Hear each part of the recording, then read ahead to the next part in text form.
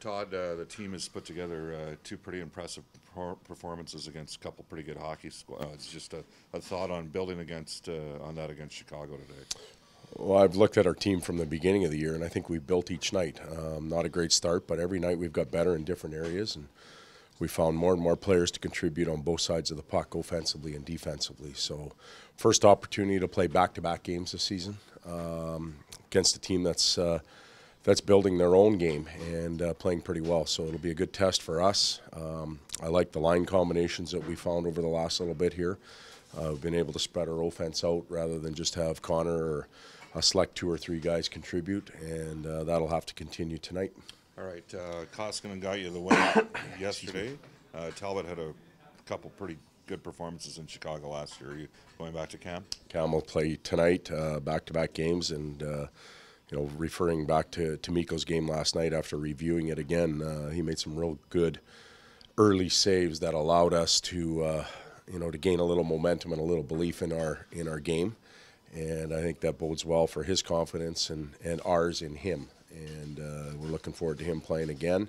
But tonight is Talbot's night. He has played well here before. All right, you mentioned the lines. You like the makeup of the lines. Are we to believe then that they're going to kind of remain the same? Or they will remain the same, yep. Okay. And I like the makeup right now. We get no offense from 3 lines, which is a real positive thing. The 4th line has found ways to contribute in penalty kill and physicality. So right now we're comfortable with where we're at. There were some subtle things that Lucic was doing, as an example, with some of Nashville's defensemen that had leaned on some of your guys in the past, and Reeder in terms of winning puck battles. Just a thought on getting some, maybe not necessarily. I mean, Reeder's got points, but getting some support in different areas from different guys. I think you're exactly right. Sometimes it's dangerous just to open up the stat sheet and evaluate players on, and what type of points they're putting up, perhaps looking at the plus-minus column. You have to watch those subtleties in the game. And Luch, for example, I thought he policed and patrolled pretty well. Anytime there was an issue, he seemed to be there. And it's funny how quickly it quieted down.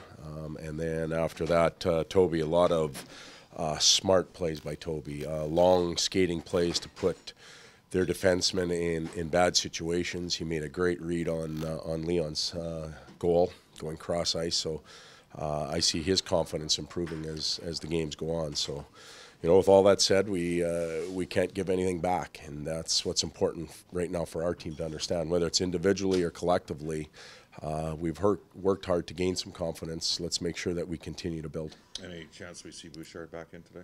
No. No, same D? Same D. Okay. And regarding Chicago, how do you limit the firepower of Taves and Kane? That's a good question. Teams have been trying to do that for years. Obviously in their Stanley Cup years, they were offensive juggernaut. They're going through transition with different salary structure and trying to bring some younger players into their lineup. But Patrick Kane's been outstanding so far this year. Leads the league in goals, 5.5 shots a night, and those are just the ones that get to the goaltender. He's got a tremendous shot, so we'll try and take his time and space away. And from what we've seen in the pre-scout, Taves looked like he's very determined, and when you combine his skill set with that determination, he becomes effective.